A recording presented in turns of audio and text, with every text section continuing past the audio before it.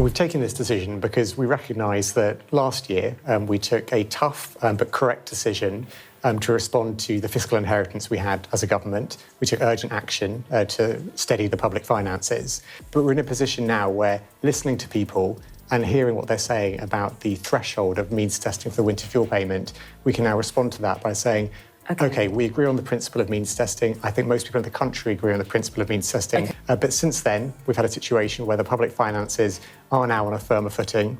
The economy's been growing. There's a lot more to do in terms of the economy, don't get me wrong. I'm not saying we're out of the woods now. There's a lot more to do in the economy. Firm footing, growing economy, or just political spin? Watch as a Sky News host doesn't hold back, ripping into a Labour MP's claims with hard-hitting facts. The MP says the economy's improving, but wait until you see the receipts. Growth forecasts slashed, debt rising, and no room for dodging the data. What happens when rhetoric meets real evidence? Find out in this fiery confrontation. Before we move on, I'd like to ask you a small favor. If you appreciate this content, please take a second to like this video and subscribe to the channel. Over 98% of you watch the videos without subscribing. It costs you nothing, but it makes a huge difference to us. So, did you click the subscribe button? Great. Thank you so much. Now back to the video. Since you announced the policy on winter fuel, debt has gone up. It's just not true. Won't just hold your hands up and say, we've got it wrong. You know, the public reaction to this has shown that people are really unhappy with the policy. Okay. But it's time to raise that threshold. I really don't say this lightly, but I just don't believe that is the truth for why you've reversed this policy. You say that the economy is on a firmer footing. You say that the economy's been growing. The growth forecasts have got worse. No, there's a really important point here, which is that we can only take this kind of decision that we're taking around raising the threshold because the economy is in a better place. I'm not saying that's exactly what... Well, that's what I'm coming back on. You announced this policy in July. The clash started with the Labour MP confidently asserting that the economy was on a firmer footing and showing positive growth, a claim that, on the surface, seemed designed to justify the controversial decision to scale back winter fuel payments. Framing it as a tough but necessary move, the MP argued that these changes would prioritise resources more effectively in line with an improved fiscal outlook. But confidence can crumble under scrutiny, and the Sky News host wasted no time challenging the flimsy foundation behind these assertions.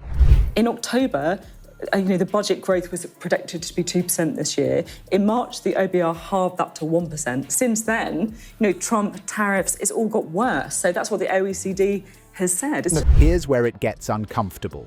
As the host pointed out, the public data tells a different story. Growth forecasts have been halved since the previous fiscal year, and national debt continues to climb at an alarming rate. While the MP repeated claims of prioritising long-term stability, the numbers revealed an economy increasingly struggling to keep pace. Even more damning, the host spotlighted figures from the government's own reports undermining the MP's optimism. The message was clear. These weren't just minor inaccuracies, they were outright contradictions between rhetoric and reality. As the exchange unfolded, another layer of the drama became hard to ignore: the MP's shifting tone. A polished calm gave way to moments of hesitation. Questions aimed directly at the policy reversal were met with vague responses or awkward deflections toward broader economic challenges like global instability. But the host didn't relent, drawing comparisons between the MP's glowing statements and the stark truth represented in the data. Each inconsistency was met with precision, leaving little room for maneuver.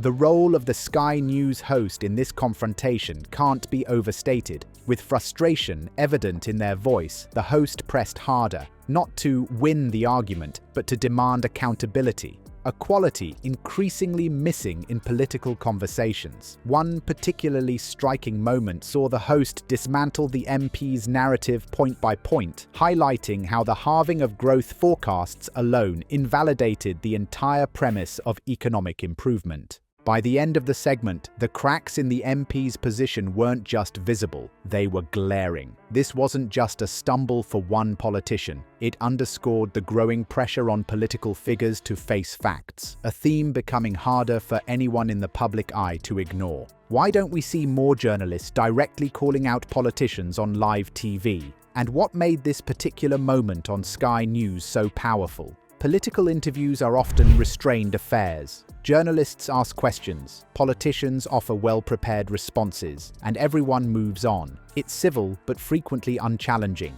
Rarely do we see the kind of direct and confrontational approach displayed in this exchange, where Sky News took a firm stand against a politician's narrative with cold, undeniable facts. The stark contrast lies in the host's strategy, armed with irrefutable evidence. Economic growth forecasts weren't just underperforming, they were halved. Public debt wasn't merely a problem on the horizon, it was climbing at an alarming rate. Rather than taking the Labour MP's word at face value, the host brought forward data that directly conflicted with the image of an economy supposedly on firmer footing. These weren't abstract figures either. The host connected them to real-life implications, like the reasoning behind reversing winter fuel payments, making it clear why these discrepancies mattered. This moment also reflected a shift in what the public now expects from the media. People are increasingly tired of surface-level exchanges, where political rhetoric often goes unchecked. Viewers resonated with the host's frustration. It mirrored their own annoyance with spin that doesn't hold up against evidence. The visible irritation in the host's tone wasn't performative. It felt deeply rooted in a shared sentiment that too often truth takes a back seat to presentation in politics. For the politician, this confrontation became a lesson in the challenges of damage control. Caught in the spotlight, his repeated attempts to steer the conversation toward broader economic challenges, such as global tariffs, only highlighted his inability to directly address the contradictions. His shifting body language, from practiced composure to visible discomfort, betrayed just how strikingly unprepared he was for the scrutiny. When the host bluntly stated, "I just don't believe that is the truth for why you've reversed this policy," the response said it all. Vague, deflective, and without substance. Moments like this carry weight because they strip back the layers of messaging that often cloud political discourse. They lay bare the gap between promises and reality, forcing everyone watching to consider, shouldn't this be the standard for political journalism everywhere? This exchange wasn't just about one Labour MP scrambling to defend economic claims. It spotlighted a growing frustration with political rhetoric that doesn't align with reality, something audiences are increasingly unwilling to accept. The host's use of hard data to refute statements about a firmer footing proved how vital evidence-based journalism is in cutting through spin. It raises an important question. How different would politics look if every interview were held to this standard? Perhaps politicians might tread more carefully with their words. Ultimately, it's up to the public to demand transparency and expect more of both politicians and journalists.